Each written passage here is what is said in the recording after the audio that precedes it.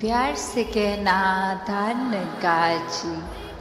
हम कोई दुनियावी, कोई मटीरियलिस्टिक अपनी रिस्पॉन्सिबिलिटी, कोई काम काज भी कर रहे हैं, कुछ भी कर रहे हैं, तो उसमें भी चेतनता होनी बहुत ज़रूरी होती है। चाहे वो अक्सर छोटा सा एग्जाम्पल ड्राइविंग का भी, कि सड़क पे होते हैं तो अक्सर वही पंक्ति बार बार नज़रों के आगे आती है कि सावधानी हटी दुर्घटना घटी। तो ये हर समय चेतनता की बात है कि कहाँ पे हैं हम इस समय, वो एक एक पल का हमें होश, वो खबर, उस पल में ही रहें। वरना तो सोच एक सेकंड लगता है इधर उधर भागने में, ध्यान भटकने में।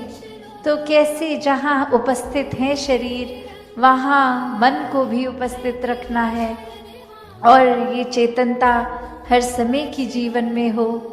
तो फिर बात वहीं आती है जहाँ से हर बात की ही शुरुआत है। ये परमात्मा, ये निराकार, ये जो बेरंगा है, इसके एहसास में हर समय रहना एक पॉसिबल है। एक हर एक पल इसी के एहसास में जीना संभव है। और ये कोई बहुत कल्पना की, कोई किताबी बातें नहीं हैं। हर कार्य करते हुए इसके ही एहसास में अगर रहा जाए तो ये परमात्मा हमारे जीवन में और गहराई से उतरता है।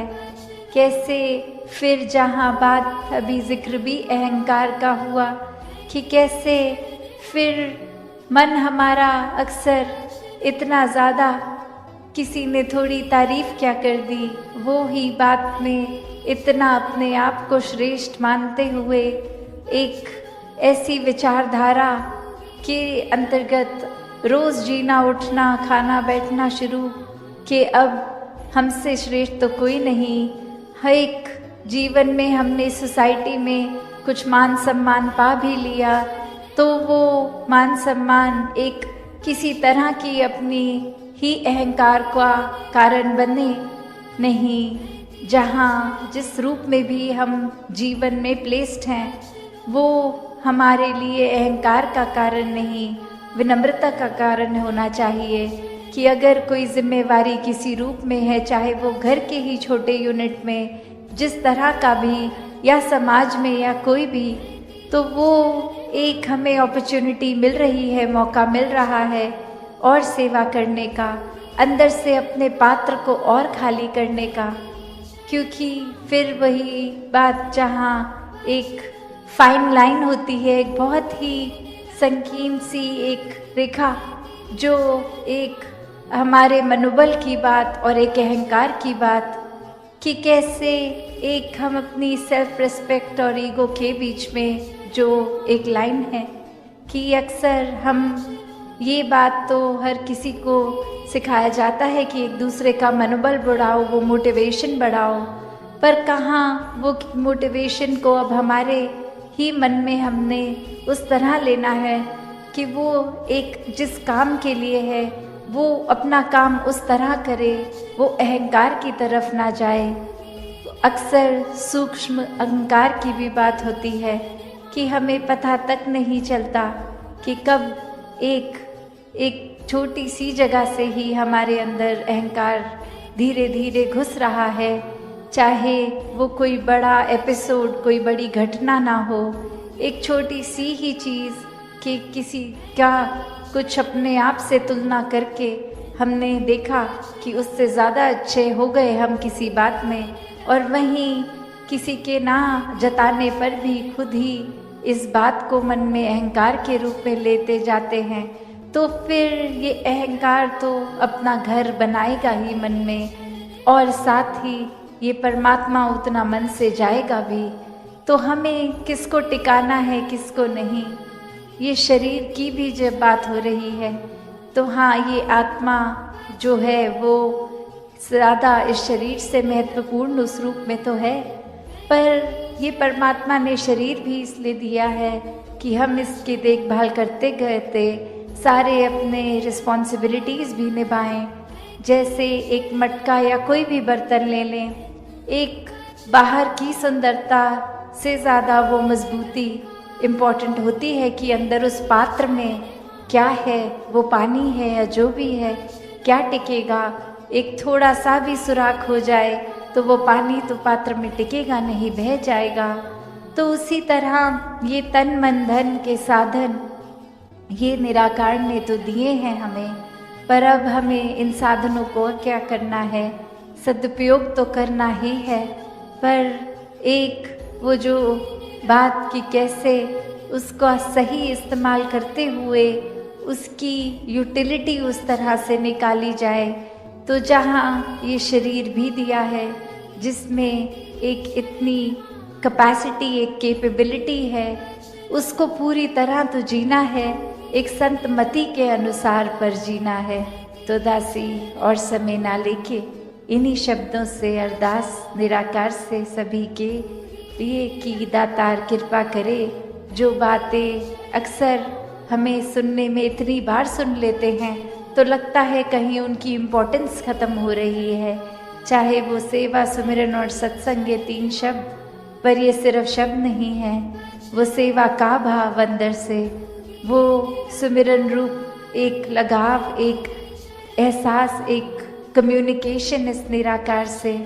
एक सत्संग में भी सिर्फ आके बैठ के जाने वाली बात नहीं, हर एक के जीवन से अपने जीवन को और सुनहरा बनाएं।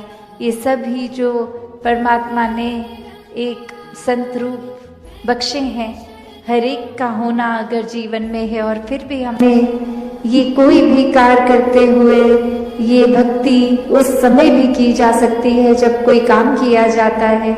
ये प्रेम भी हर समय, ये प्यार भी किया जाता है तो भी वही एहसास मन में रहता है कि परमात्मा जब कण कण में है, हर एक में है, तो ये प्यार भी अपने आप स्वाभाविक हो जाता है हर पल में होने के लिए। और अगर किसी पल में भी हमें वो चिड़चिड़ापन, वो बेचैनी का एहसास है, तो वो समय है जहाँ हमें अपने अंदर झांक के देखना है कि अगर ऐसा महसूस हो रहा है तो ये हमारे अंदर का प्रेम, ये सहनशीलता, ये करुणा, दया, ये ऐसी विशाल मन को हमने कहीं खुद ही तो संकीर्ण नहीं कर लिया, और ये काम खुद पे तो फिर कुछ समय का नहीं होता। ये हर पल इस निराकार के एहसास में रह के खुद की बेहतरी के लिए एक शिक्षा जो सत्संग से भी मिलती है, और सत्संग समाप्त होने के बाद भी पूरे संसार से, एक कण-कण से भी मिलती है। तो ऐसी ही शिक्षाओं को एक अपने अंदर डालकर अपने जीवन को वरदायनीय जीवन बना लें, एक हर एक के परोपकार में लगा लें। ये कोई छटाई करके एक अपने मन मुताबिक बातें और लोगों को नहीं अपनाया या एक दूर किया जाए। ये हर समय के लिए मन के भाव हो कि हर कोई अपने जीवन में भक्ति को अपनाता रहे, एक दूसरे के लिए आदर सत्कार ही मन में हो। तो ऐसे जो बात ये बोलने के लिए तो बहुत ही बेसिक है, शायद कोई छोटे बच्चे को भी ये एक छोटी उम्र से स्कूल में भी शिक्षा के तौर पे एक मॉरल साइंस के रूप में भी बताया जाता है, तो फिर ये ताउम्र बात को क्यों रिपीट किया जाता है। तो बात वही कि अगर सीखा है तो हो सकता है वो कुछ पल के लिए उस तरह से बात प्रभाव छोड़े, पर अगर वो अंदर से ही बात रहती है तो वो हमेशा के लिए रहती है। उसकी कोई शेल्फ लाइफ छोटी कम देर के लिए नहीं, वो गुण फिर हम पहले खुद ही बन जाते हैं। तो जब हम खुद ही वो गुण बन गए, चाहे वो प्रेम बन गए, चाहे विशालता बन गए, चाहे अनेकों गुण जो भी हैं वो बनते जाएंगे, तो जीवन भर वो स्वभाव में भी टिकेगा। तो ऐसा ही जीवन भक्तों का रहा है कि ऊपरी ऊपरी कोई सिखाई नहीं, ये तो रोम रोम अपना इस निराकार के हवाले है और इसी में इकमिक वाली अवस्था है। तो ऐसा ही भक्ति भरा जीवन हर कोई जीता जाए, सेवा सुमिरन और सत्संग को प्राथमिकता देते हुए अपने जीवन के हर काम किए जाएं, और उसमें भी फिर वो सेवा रूप ही होगा चाहे वो किसी प्रकार का भी एक ठीक नियत से किया गया काम हो, कोई चतुर चालाकियां ना उसमें मिले।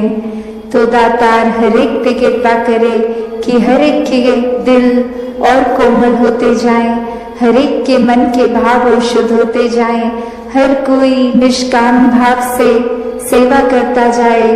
एक पूरे संसार के लिए ही एक हमारा एक कंपैशन भी मन में हो, और उसी तरह फिर ये पूरे समाज के लिए, संसार के लिए अपनी कंट्रीब्यूशन वो पॉजिटिव हर कोई देता जाए कि कैसे अपने जीवन में हर पल ये चलते ही जाना है। ये एक स्टैटिक, एक अपनी जगह थम के ये जीवन नहीं जिया जा सकता, और कैसे ये स्थिर जीवन होते हुए भी ये जो मूवमेंट की बात, कि ये चलते रहने की बात, वो बात यही कि इस निराकार, इस दातार को जीवन में बसाना होगा।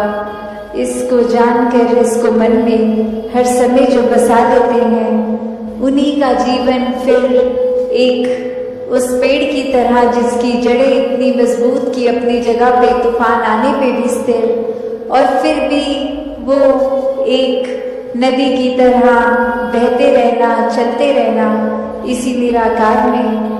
तो ऐसे जीवन को संत हमेशा जी कर दिखाते हैं कि कैसे कोई भी सिचुएशन हमें उस तरह से उनके काबू में नहीं आता।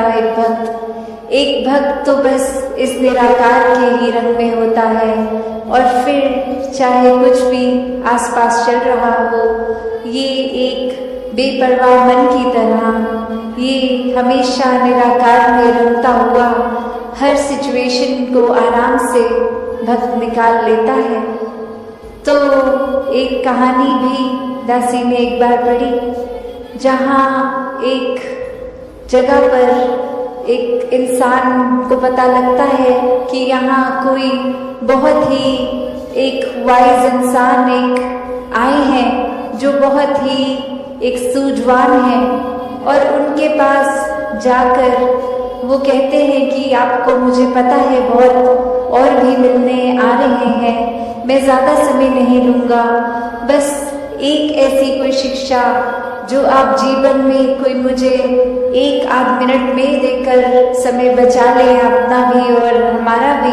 तो ऐसी क्या वो एक अमूल्य बात होगी जो 1 मिनट के अंदर एक शिक्षा जीवन भर की बन जाए।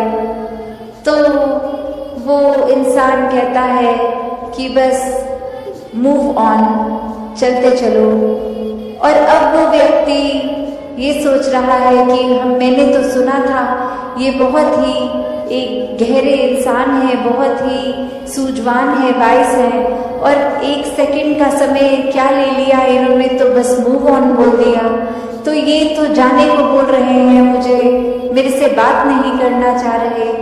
और अभी इसी सोच विचार में वो इंसान 2 कदम पीछे होके उनसे सोचने ये बात लगा, और फिर 1-2 व्यक्ति और इस दौरान आके उस इंसान के प्रति अपने भाव रखते गए, चलते गए। और अब वो इंसान वहीं उस बात में अटक गया कि ये मुझे जाने को क्यों कह रहे हैं, और फिर से एक बार हिम्मत करके कहते कि अब ये आपने जो बात कही थी, ये बात आपने मुझे क्या कहा था कि मैं चला जाऊं, ये मूव ऑन करने की बात। और अब वो बुजुर्ग कहते हैं कि आप तो मेरी उस बात से भी अभी तक मूव ऑन नहीं हो पाए। तो ये कंपैरिजंस, ये तुलना जीवन में अक्सर हर दिन ही कहीं ना कहीं दिमाग में आ जाती हैं। चाहे वो कंपैरिजन फिर एक अपने लाइफस्टाइल का हो कि हम किस तरह का जीवन जी रहे हैं, क्या क्या सुख साधन है हमारे पास,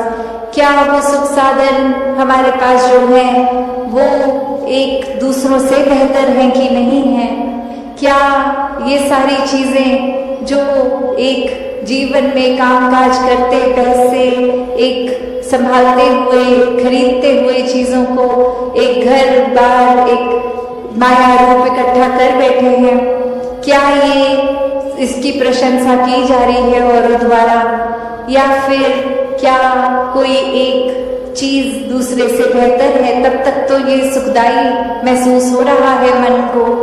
और जिस पल ये कि कैसे मैं अपने जीवन को एक नैरो माइंडेड दृष्टिकोण से ही देख रही थी कि ये दुख सिर्फ मेरा ही है, किसी और के हिस्से दुख नहीं आता, सभी ने खुशियाँ महसूस की हैं। और किस तरह आज हर घर में जाके मेरी आंखें खुली कि ये नज़रिया, ये मेरी नैरो माइंडेडनेस, ये बहुत ही लिमिटेड सोच थी और इसी वजह से एक लार्जर विजन नहीं देख पा रही थी।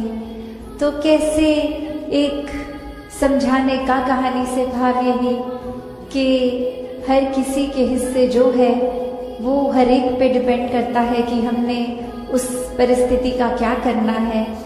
एक हर एक के पास एक जैसी चीज़ आई है अगर, तो जो समय जीवन का मिला है, ये श्वासें मिली हैं, इसको एक प्यार के साथ काटनी है, एक सहज हो के स्थिर मन के साथ रहना है, या फिर एक बेचैनी में ही जीवन काट देना है, एक नफरतों में, उलझनों में रहकर ही एक खुद के ऊपर और ऐसे बंधन बांध लेने हैं कि फिर खुल के सांस भी नहीं आ पाई। फिर तो एक दिल से दूसरे दिल तक ये रास्ता भी नहीं, एक खुद को दीवारों में इतना बांध लिया कि हर कोई फिर ऐसा दिखता है कि ये इंसान से प्यार नहीं हो सकता, इस इंसान के प्रति हम कुछ ऐसा महसूस नहीं कर सकते, ये इंसान तो सिर्फ एक कमियों का भरा हुआ है।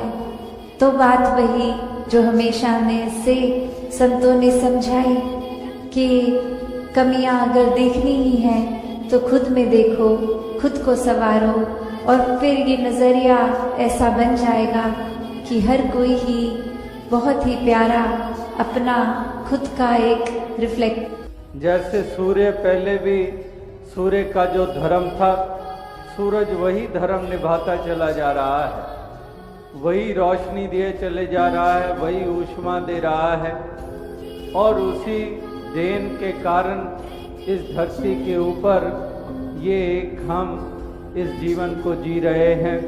नाना प्रकार के अनाज और फल इत्यादि, और इस धरती के ऊपर जीवन ये कायम है।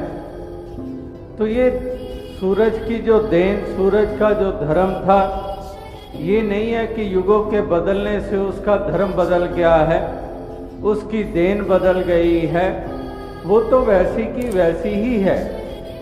इसी प्रकार से संतों महात्माओं, गुरु पीर पैगंबरों की देन भी, शिक्षाएं भी, वो भी एक सरीका ही रही है, उसमें कोई अंतर, उसमें कोई फर्क नहीं है, उनकी सोच में कोई फर्क नहीं है। अगर सतयुग में भक्त प्रहलाद परमात्मा निराकार इस रमे हुए राम को सबसे महत्वपूर्ण मानता है, इसी तरह से त्रेता और द्वापर में रहने वाले संत महात्मा भी इसी को ही महानता देते हैं। अगर सतयुग में ये बात मानी गई कि इस आत्मा का नाता परमात्मा से जुड़े बगैर आत्मा का कल्याण होने वाला नहीं, तो ये फैसला कोई त्रेता में आते आते और द्वापर में आते आते और कलयुग में आते आते बदल नहीं गया है। आज भी वही उसूल कायम है। जैसे सूर्य के चढ़ने से दिन होता है, इसी तरह से ये ज्ञान का उजाला, एक परमात्मा ईश्वर निराकार का बोध हासिल किए बगैर आत्मा का कल्याण होने वाला नहीं है। आत्मा आवागमन के बंधन से निजात पाने वाली नहीं है। तो ये उसूल कायम है। इसी प्रकार से अगर महापुरुषों संतों ने प्यार को जीवन में अहमियत दी है, तो ये भी मान्यता युगों युगों से कायम है कि प्यार के तुल्य अगर हम कहें कि नफरत का महत्व है, तो कहीं नज़दीक भी नहीं। प्यार को ऊंचा पर्वत माना जाता है और एक नफरत तो एक गिरी हुई भावना मानी जाती है। प्यार को ही महत्वपूर्ण माना गया है, करुणा को ही महत्वपूर्ण माना गया है। हर गुरु पीर पैगंबर का यही फैसला है, इसमें कोई अंतर नहीं है, इसमें कोई फर्क नहीं है। इसी प्रकार से महापुरुष संत जन ये कह रहे हैं कि माटी एक अनेक भांति कर साजी साजन हारे, ना किछ पोच माटी के भांडे, ना किछ पोच कुम्हारे।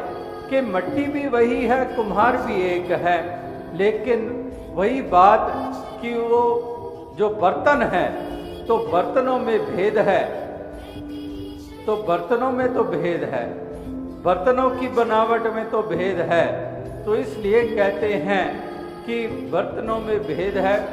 जैसे कहते हैं कि कुआं तो एक है और पानी भरे अनेक, बर्तनों में भेद है पर पानी सब में एक। इस प्रकार से उसी कुएं से पानी भरा जा रहा है।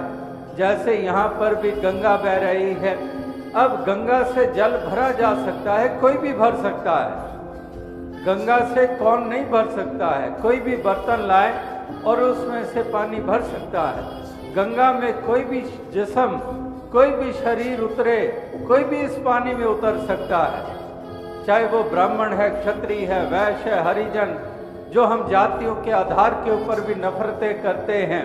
तो गंगा ने कभी आज तक आपने सुना है कि गंगा ने मना किया है?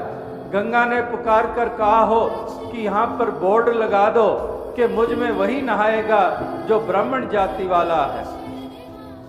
कोई भी गंगा में नहा सकता है, बाल बढ़ाए हुए हैं या मुंडवाए हुए हैं, औरत है या मर्द है, बच्चा है या बुजुर्ग है, ये भाषा बोलता है या वो भाषा बोलता है, कोई फारसी बोलने वाला, अरबी बोलने वाला, कोई दुबई कुवैत से चल कर आ जाए वो भी यहाँ पर नहा सकता है। इसी प्रकार से कोई भेद नहीं है, स्वीकृति ही स्वीकृति है।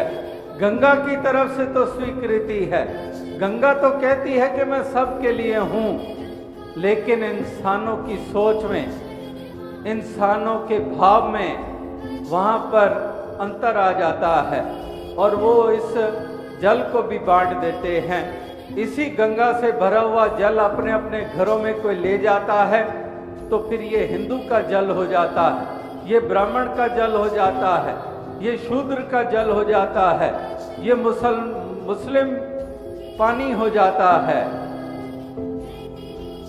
भरा तो उसी एक गंगा से, लेकिन वही जब हमारे घरों में पहुंच गया तो उसी जल को नाम दे दिए गए। अब रहा ही नहीं वो गंगा जल, अब तो ये हिंदू का पानी, ये मुस्लिम का पानी, ये ब्राह्मण का पानी, ये शूद्र का पानी, ये हरिजन का, ये वैश्य का पानी, इसको नाम दे दिए गए। इसी प्रकार से पिता तो एक, परमात्मा तो एक, कुम्हार तो एक, और इसी एक कुम्हार ने अनेकों बर्तन बना डाले कि माटी एक अनेक भांति कर साजी साजनहारे। कि मट्टी तो एक, अनेकों भांति से ये एक आकृतियां बनाई गई, लेकिन ये कुम्हार भी एक है, मट्टी भी एक है। इसीलिए कबीर जी भी कह रहे हैं कि काशी काबा एक है राम रहीम। कि राम और रहीम एक हैं, इसलिए काशी काबा एक है। अगर राम और रहीम एक ना होते तो फिर तो मान लेते कि काशी काबा एक नहीं है। काशी का काबा इसलिए एक मान रहे हैं क्योंकि राम और रहीम में फर्क नहीं है। यही खुदा है, यही अल्लाह है, यही ईश्वर है, यही निराकार है। तो इसलिए इस एक राम और रहीम के एक होने के कारण काशी और काबा भी एक है।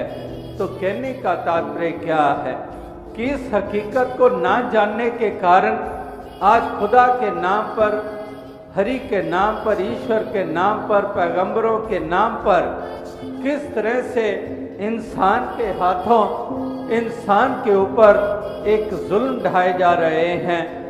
लेकिन यहाँ पर प्यार का पैगाम दिया जा रहा है। यहाँ पर वो बात बताई जा रही है कि हम इस हकीकत को जानें, हम इस सार को प्राप्त कर लें, इस सार को जान ले, इस तत्व की बात को जान ले।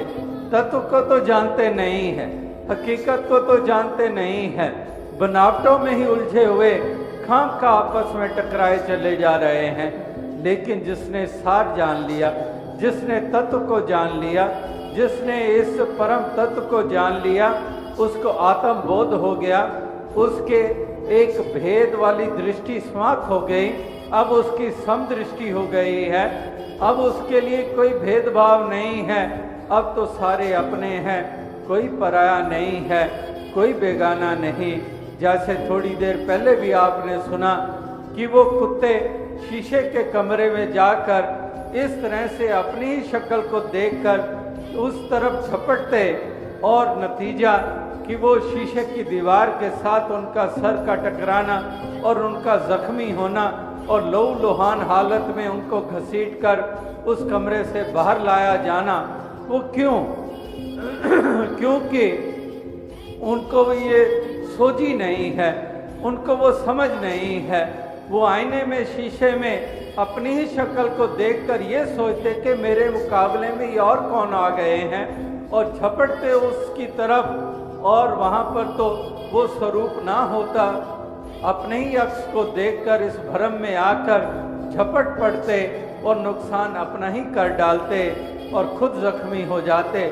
इसी प्रकार से वो कुत्ता जिसको ये समझ मिल गई कि ये तो केवल आईना है, ये तो केवल शीशा है, और शीशे में जो भी स्वरूप नजर आ रहा है वो मेरा ही स्वरूप है, मेरा ही अक्स उसमें पड़ रहा है, तो मैं किसके ऊपर झपटूं?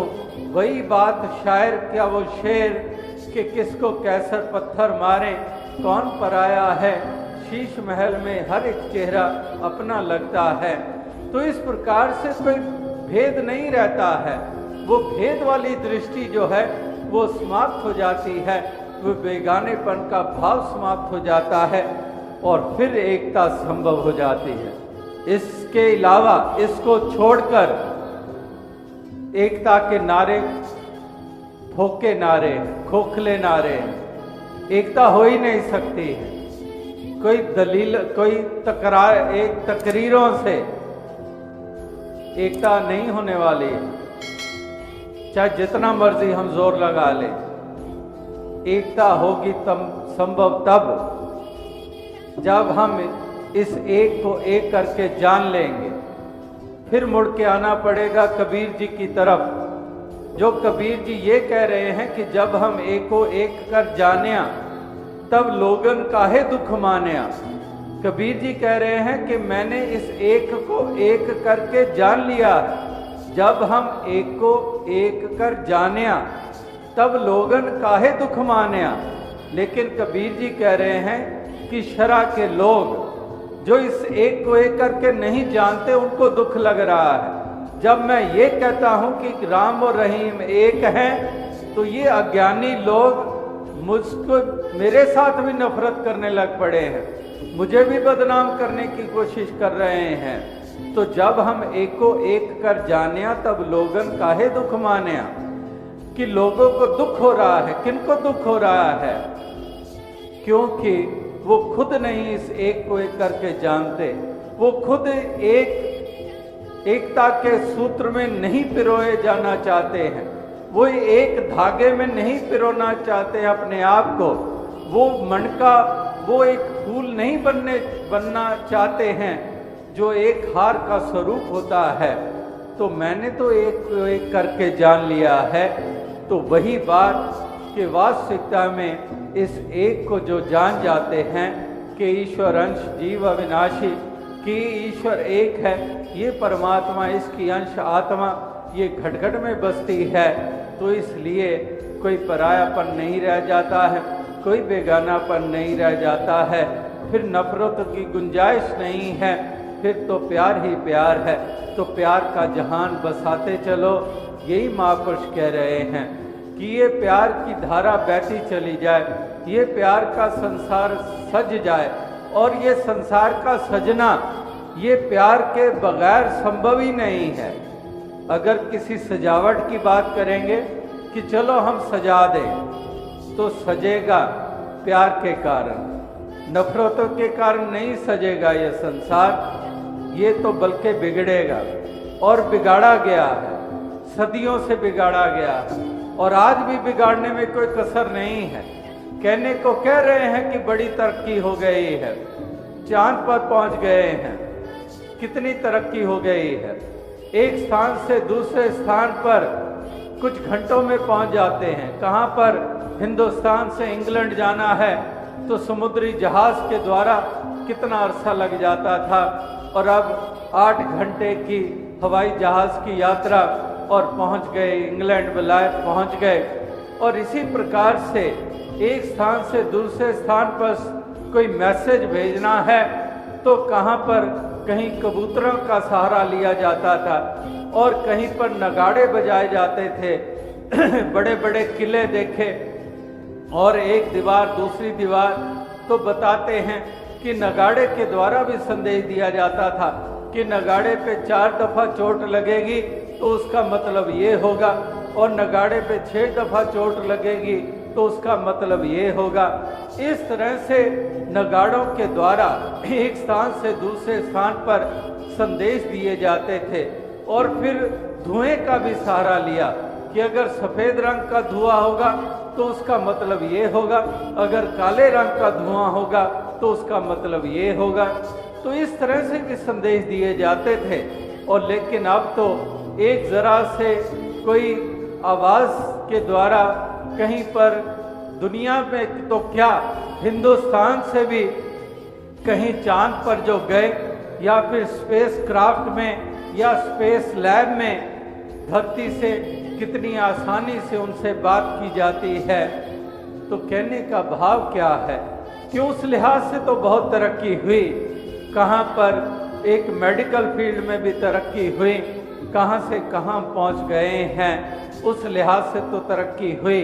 हम गुफाओं में ना रहने वाले कितने कितने आलीशान इमारतें ये बनती चली जा रही हैं, विकास तो हुआ है, उस लिहाज से तो बहुत आगे मानव बढ़ा है। लेकिन बात वहाँ पर आती है कि इतनी दूर हम निकल आए, इतनी लंबा यात्रा हमने तय कर ली कि जब से इंसान का अस्तित्व आदम के रूप में धरती पे पैदा हुआ, और तब से लेकर आज तक देखेंगे तो तरक्कियां तो बहुत हुई हैं, लेकिन फिर भी बहुत ज़्यादा पिछड़ापन वो अभी भी कायम है। यानी कि इंसान कब से इंसान के रूप में पैदा हुआ, आज तक इंसान नहीं बन पाया। और दूसरी तरफ वो पशु, वो जानवर, वो जब से पैदा हुए वो जानवरों वाली चाल, वो एक पशुओं वाली चाल वो चलते ही चले जा रहे हैं। लेकिन इंसान नहीं बन पाया है। तो इंसान को इंसान बनना है, इंसान ने प्यार से जीना है। यही महापुरुषों के यत्न रहे। भगवान राम ने भी यही यत्न किए, भगवान कृष्ण का भी संदेश यही रहा, और हजरत मोहम्मद साहब ने भी यही चाहा कि ये सारे बंदे खुदा के बंदे बन जाएं, ये एक प्यार से जिएं, कहीं पर भी नफरत ना करें, वैर ना करें, ईर्ष्या ना करें। और इसी तरह से श्री गुरु नानक देव जी महाराज का भी यही संदेश, और कबीर जी का, रविदास जी का भी यही पैगाम, और तमाम संतों महात्माओं, गुरु पीर पैगंबरों का, जहाँ पर साउथ इंडिया में भी गए वहाँ पर भी बतन्ना जी, वैमन्ना जी, अन्माचार्य जी, ऐसे ऐसे महात्मा, उनकी भी वाणी यही पुकार कर कह रही है। महाराष्ट्र में जाते हैं तो तुकाराम जी, नामदेव जी, समर्थ गुरु रामदेव जी इत्यादि, उनकी भी वाणी यही पुकार कर कह रही है। यही जो एक सत्य भरे वचन, यही एक सुनने को मिलते हैं, जो इस हकीकत का बयान करते हैं और प्रेरित करते हैं कि वाकई हम प्यार से जिएं, हम मानवता के रास्ते पे चले, हम इंसानियत के रास्ते पे चले। और वही बात जो दास बात कह रहा था कि मानवता, इंसानियत के रास्ते पे हम नहीं चल रहे हैं, दानवता के रास्ते पे चल रहे हैं। तरक्कियां तो बहुत हो गई हैं। तो जैसे वो शायर का शेर दास ने बड़े समागम पर भी कहा था, जिसमें शायर ने ये कहा कि क्यों बस्तियां जली, बाजार क्यों लुटे, तो आगे से कहता है कि मैं चांद पर गया था, मुझे कुछ पता नहीं। कि कहने का भाव कि चांद पर तो पहुंच गए हैं, लेकिन धरती पे क्या हो रहा है, इस संसार में क्या हो रहा है, कहाँ पर इतनी बड़ी तरक्की और कहाँ पर हम दानव से भी नीचे बन गए हैं। तो मैं चांद पे गया था, मुझे कुछ पता नहीं। तो आओ साथ संगत, कहने का तात्पर्य क्या है, कहने का भाव क्या है कि इंसान की ये हालत हो रही है कि किस कदर उजाड़ते ही उजाड़ते चले जा रहे हैं, किस तरह से मासूम पे जुल्म ढाते चले जा रहे हैं। एक परिवार उजाड़े जाते हैं, एक जानें ली जाती हैं, इस तरह से एक कहर ढाए जाते हैं। इंसान द्वारा इंसान का नुकसान हो रहा है। तो बात वही फिर ध्यान में आती है, जो शायर का शेर फिर से वो ध्यान में आया, जिसने कहा कि एक उम्र बीत जाती है। कहते हैं कि एक आदमी जो है, एक इंसान जो है, एक इंसान की क्या हालत हो जाती है कि एक इंसान की उम्र बीत जाती है एक घर को बनाने में, और तुम्हें तरस नहीं आता बस्तियां जलाने में। कि वास्तविकता में एक इंसान की उम्र बीत जाती है एक घर बनाने में, और तुम्हें बस्तियां जलाने में भी कोई तरस नहीं आता है। एक निर्दयता ही निर्दयता होती है। तो कहाँ पर इंसान का रुतबा, कहाँ पर ऊंचा रुतबा ये माना जा रहा है। तो आओ साथ संगत, कहने का भाव क्या है कि मानवता का रुतबा ये बुलंद होता है अगर प्यार जीवन में आता है, अगर मन में करुणा स्नेह का भाव पैदा होता है, जहाँ पर हम भेदभाव नहीं करते हैं, जहाँ पर अपनापन का भाव है, जहाँ पर हम एक दूसरे के काम आने में शक्तियाँ लगाते हैं, सामर्थ्यें लगाते हैं, जहाँ पर हम एक दूसरे को गिराकर, एक दूसरे को आंसू देकर नहीं, दूसरे को खुशी देने में यकीन रखते हैं, तो फिर वास्तविकता में एक धरती जो है ये स्वर्ग बनती है, धरती जन्नत बनती है। हम धर्मी कहलाते हैं, हम धार्मिक कहलाते हैं, गुरु पीर पैगंबरों के मानने वाले अपने आप को साबित करते हैं। और अगर ऐसा नहीं है तो फिर हम उस परिभाषा के अनुसार हम धार्मिक नहीं होंगे। जो कबीर जी ने, जो तुलसीदास जी ने कहा कि परहित सरस धर्म नहीं भाई, पर पीड़ा सब नहीं अधमाई, हम उस परिभाषा के अनुसार हम धर्मी हरगिज ना होंगे। हम उस कसौटी के ऊपर अधर्मी साबित होंगे। हम सोना साबित नहीं होंगे, हम तांबा या पीतल साबित होंगे, क्योंकि हमारी वो सोच नहीं बनी, हमारी वो चाल नहीं बनी, हमारे वो भाव नहीं बने, हमारे वो व्यवहार नहीं बने। तो इसलिए हम उस कसौटी के ऊपर खरे नहीं उतरेंगे, हम पूर्ण नहीं उतरेंगे। ना हम धर्मी, ना हम इंसान, ना हम मानव कहलाएंगे। हमें शैतान कहा जाएगा, हमें दानव कहलाया जाएगा, हम अधर्मी कहलाएंगे। तो आओ साथ संगत, कहने का भाव यही है कि महापुरुष संत जन, भक्त जन यही पुकार पुकार कर पहले भी कहते आ रहे हैं और आज भी फिर से वही बात बता रहे हैं, वही पैगाम दे रहे हैं। आज भी आपने मंच से अनेकों स्वरूपों में महापुरुषों के द्वारा यही एक भाव आपने श्रवण किए, और वाकई ही यही भाव जो हैं ये महत्ता रखते हैं, और यही पैगाम जो हैं इसका ही महत्व युगों युगों से है। तो आओ साथ संगत, यही अरदास प्रार्थना की जाती है कि दातार प्रभु कृपा करे कि सभी को सुमति मिले, सभी समय रहते ही इस बात को समझ जाएं, ताकि सभी जहां आत्मा का कल्याण करें, परमात्मा का बोध हासिल करके, और वहां पर एक मानव बन के, इंसान बन के प्यार से इस जीवन की यात्रा को तय करें, ताकि चारों तरफ अमन हो, चारों तरफ सुकून हो, चारों तरफ इसी तरह से एक शांति के साथ सभी विचरण करें, यही प्रार्थना है। और जो संत महात्मा भक्तों के जो जीवन है, जो उनकी चाल है, उसी को ही अपनाते चले जाएं। जैसे अभी होली का त्यौहार बीता है, तो होली का त्यौहार का महत्व भी आप जानते हैं कि कहाँ पर भक्त प्रहलाद और उसी का पिता हिरण्याकश्यप और उस हिरण्याकश्यप की बहन होलिका, जो हिरण्याकश्यप जो राम का नाम सुनने को तैयार नहीं है, जो प्रभु के गुणगान चाहे वो अपना बेटा ही क्यों नहीं भक्त प्रहलाद कर रहा है, उसको सुनने को तैयार नहीं है। और होलिका भी अभिमान में चूर, वो बहन भाई वो भक्त को जलाने के प्रयास कर रहे हैं, कि होलिका भी यत्न कर रही है कि भक्त प्रहलाद को जला डाले, और हिरण्याकश्यप भी कोशिश कर रहा है कि इसका नामो निशान मिट जाए। तो इस प्रकार से एक ऐसी भावनाओं से युक्त, लेकिन जो भक्त है उसका महत्व है वो ऊंचे से ऊंचा है, वो कायम है, और होलिका जल जाती है। तो कहने का तात्पर्य क्या है कि इसी प्रकार से होलिका रूपी उस नफरत की जो आग है, वो आग में एक होलिका जल जाती है।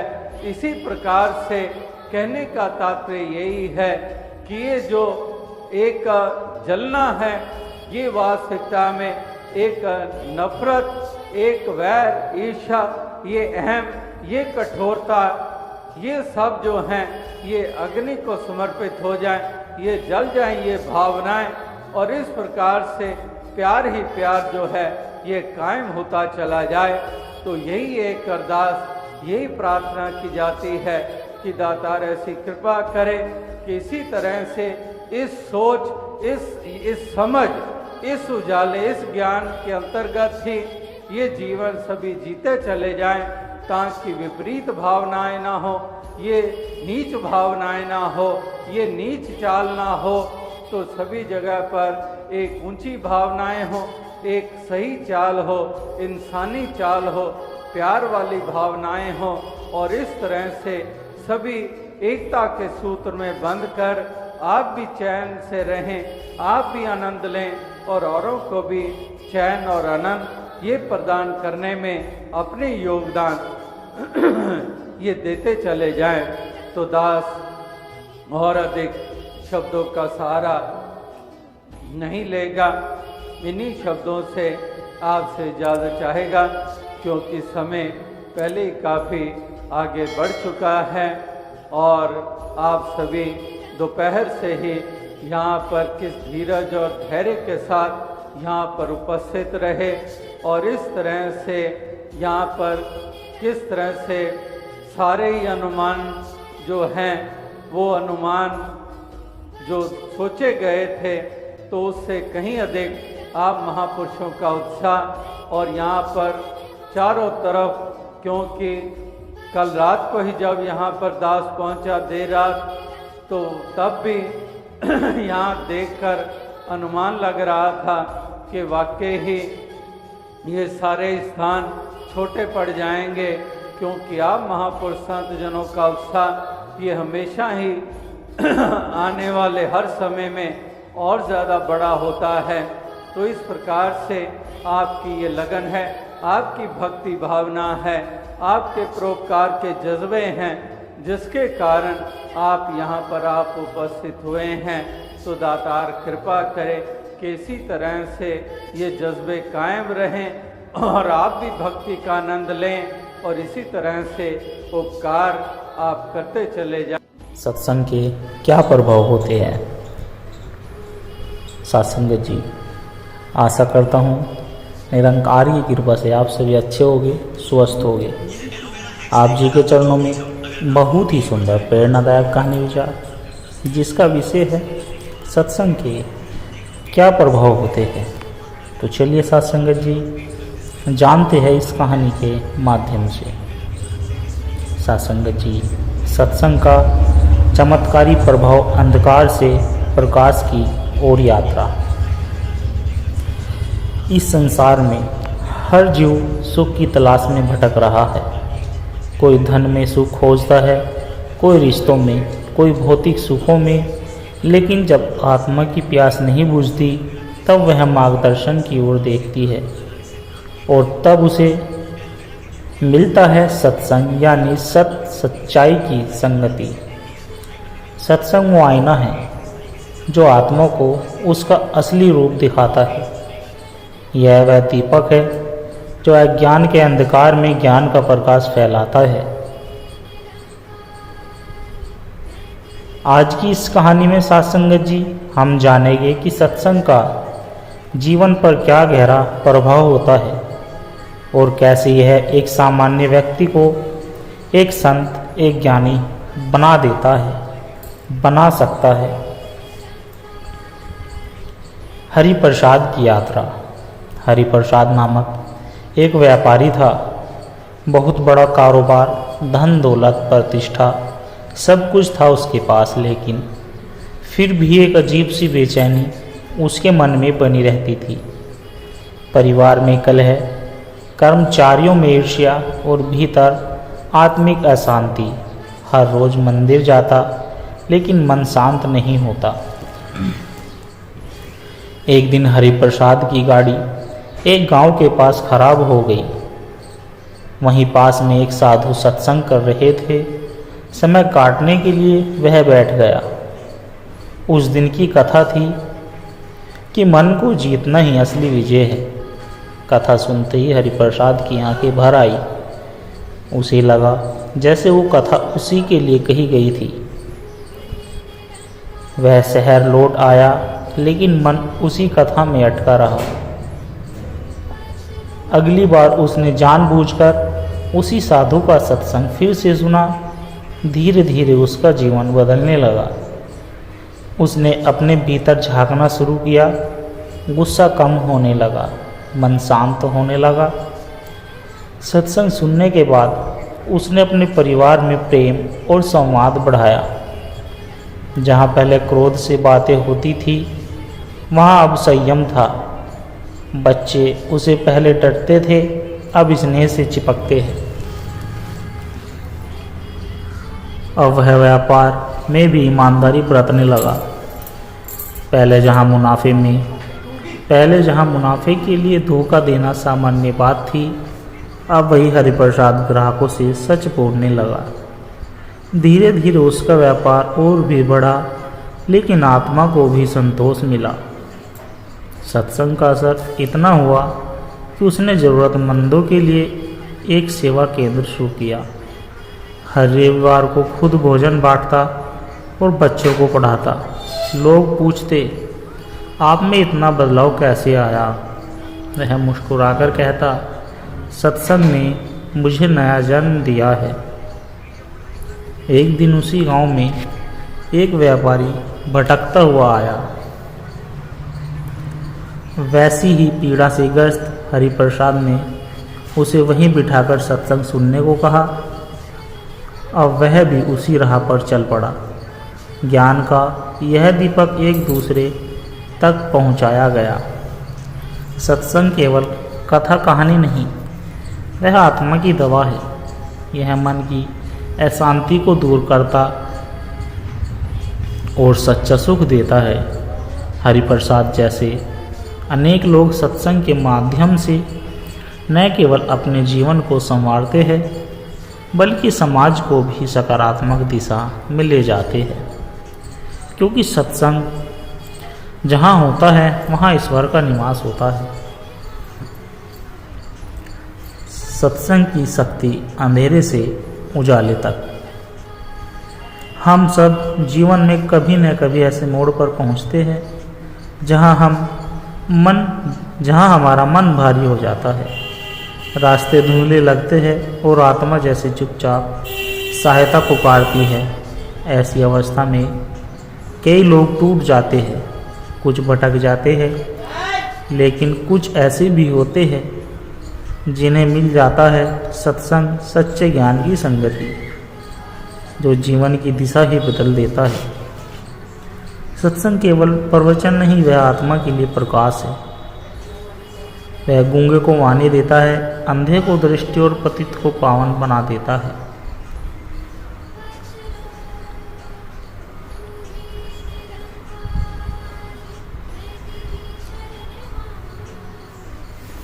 एक पतित, क्रोधी और निराश जीवन किस प्रकार सत्संग के प्रभाव से न केवल सुधर सकता है बल्कि दूसरों के लिए भी प्रेरणा बन सकता है। पतन की गहराई, रघु की वापसी।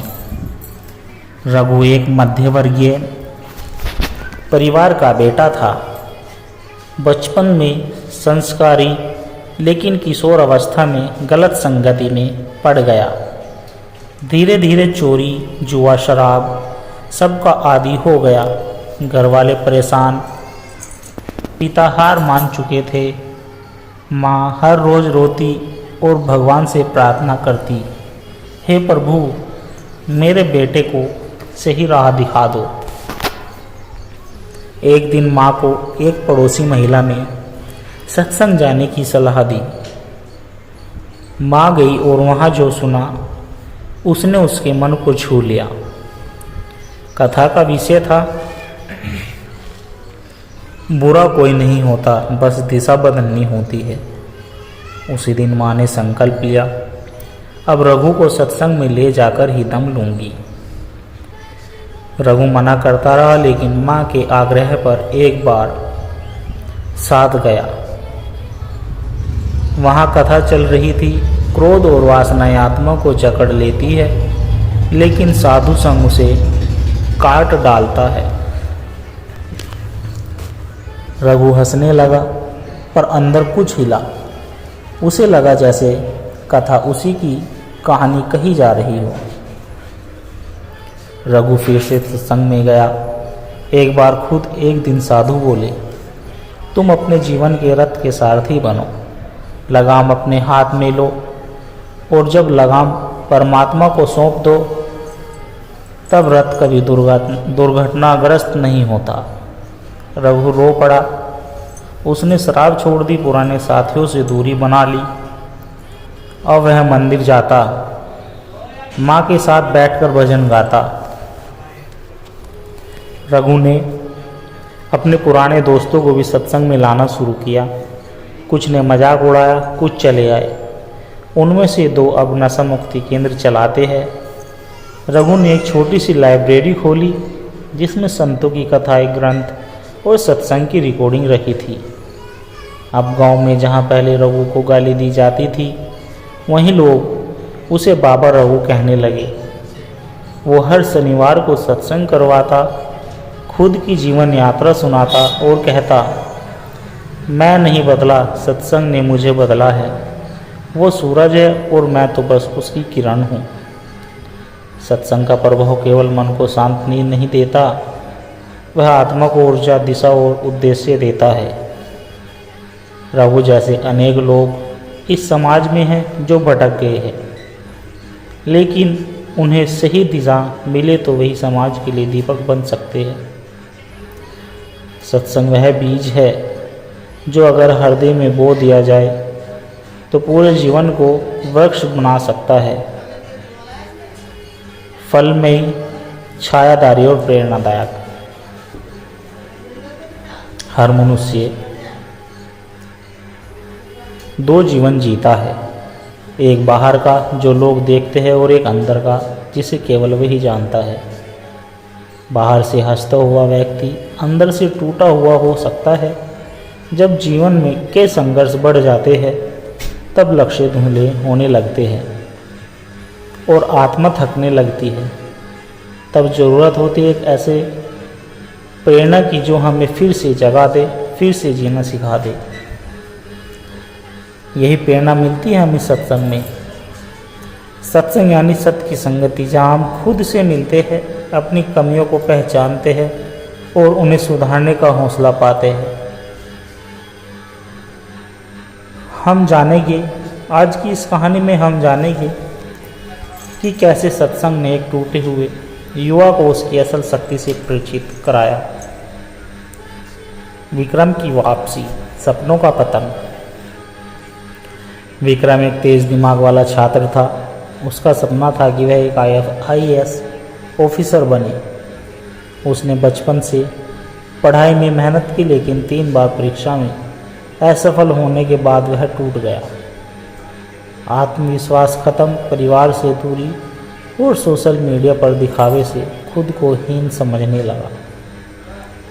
एक दिन वह सोचने लगा, क्या मैं कभी कुछ बन पाऊंगा? मन में आत्महत्या के विचार भी आने लगे। वो हर दिन खुद को कोसता, मैं फेलियर हूँ।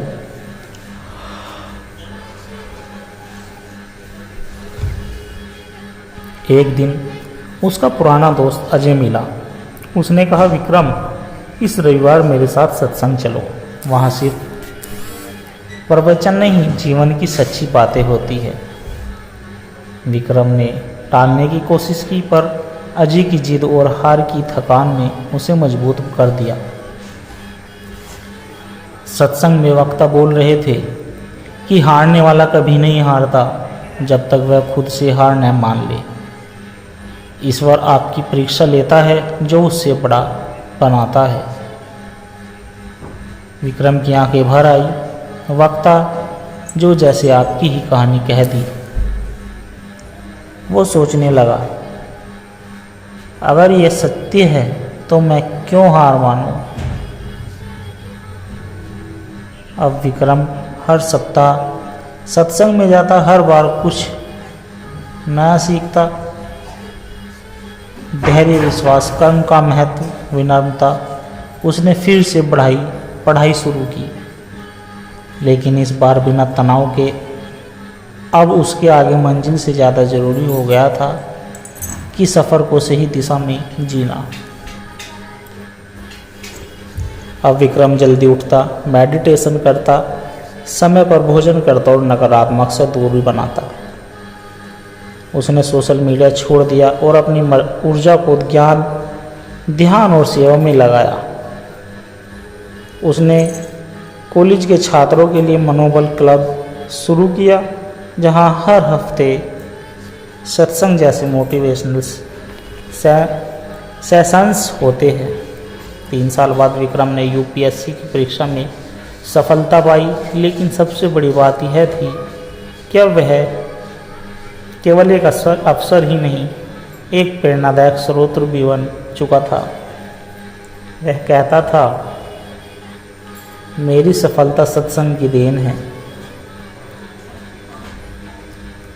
मेरी सफलता सत्संग की देन है। वहाँ मैंने हार को गले लगाना सीखा और फिर जीत की ओर चलना।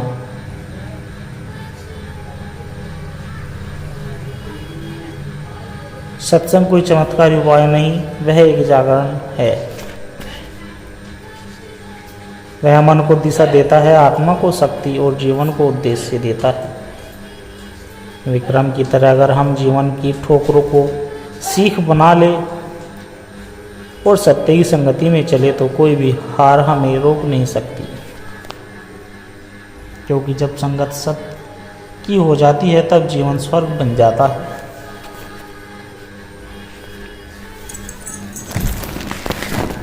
ईश्वर सर्वव्यापी है, लेकिन वो कहाँ प्रकट होते हैं? मंदिरों में, मूर्तियों में या किसी विशेष स्थान पर नहीं। ईश्वर वहीं प्रकट होते हैं जहाँ सच्ची भक्ति होती है, निर्लोभी, निस्वार्थ और निष्कलंक। भक्त और ईश्वर। सच्चा भक्त कैसा होता है और ईश्वर उसकी परीक्षा कैसे लेते हैं?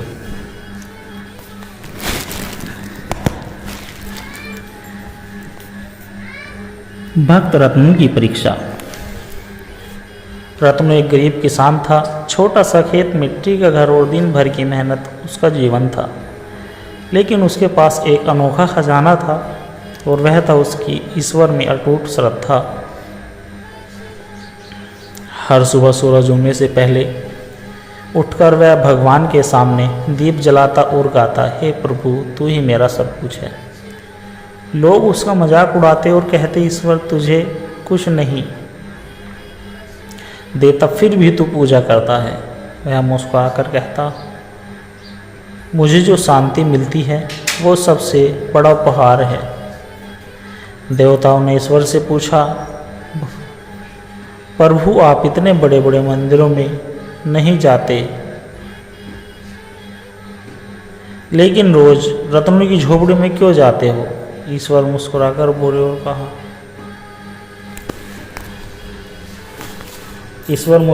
बोले और कहा, चलो तुम्हें दिखाता हूँ भक्त की सच्चाई।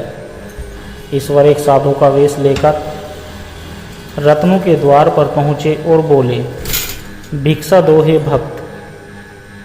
रत्नों ने बिना सोचे अपने दिन का भोजन साधु को दे दिया, खुद भूखा रह गया।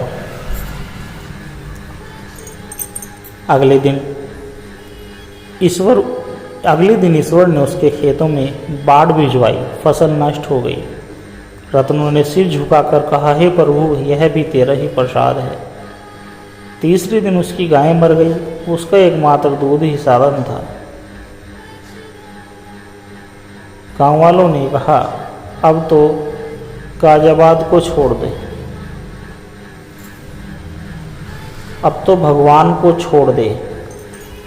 रत्नों ने जवाब दिया, जो भगवान सुख में मेरा था वो दुख में कैसे पराया हो गया। उस रात रत्नों ध्यान में बैठ गया। जब ईश्वर ने साक्षात दर्शन दिए, वे बोले, हे रत्नों तूने परीक्षा में उत्तीर्ण हो मुझे पा लिया। तेरा विश्वास अडिग था, इसलिए आज मैं तेरे सामने प्रकट हुआ हूँ। रत्न की आंखों में आंसू बहने लगे। उसने कहा, प्रभु मुझे कुछ नहीं चाहिए, बस ये कृपा बनी रही। अगले दिन गांव में चमत्कार हुआ। खेतों में फसल खुद हो गई, घर में धन आ गया और रत्नों की झोपड़ी से सुगंध निकलने लगी। लोग दौड़कर आए और पूछा, क्या तूने कोई मंत्र पढ़ा? रत्नों बोला, न मंत्र न तंत्र, बस प्रेम श्रद्धा और भक्ति। ईश्वर को पाने के लिए बड़े यज्ञ, दान या दिखावे की पूजा की आवश्यकता नहीं होती, बस एक निष्कलंक सच्चे हृदय की आवश्यकता होती है। जहाँ श्रद्धा होती है वहीं ईश्वर प्रकट होते हैं। सत्संगत जी, दास के द्वारा कहे गए प्रेरणादायक कहानी विचार यदि आप जी को अच्छे लगे हो तो वीडियो को लाइक करें, शेयर करें और कमेंट बॉक्स में धन निरंकार जी जरूर लिखें। और दास के चैनल सोना इंस्पायर विचार को भी सब्सक्राइब जरूर कर ले और बेल आइकन को प्रेस कर दे, ताकि जिससे कि आपको हमारी हर अपडेट सबसे पहले पहुंचती रहे। और दास को आशीर्वाद दे कि आप जी के चरणों में हर रोज ऐसी ही एक प्रेरणादायक कहानी विचार लेकर आता रहूं। सत्संगत जी, प्यार से कहना, धन निरंकार जी।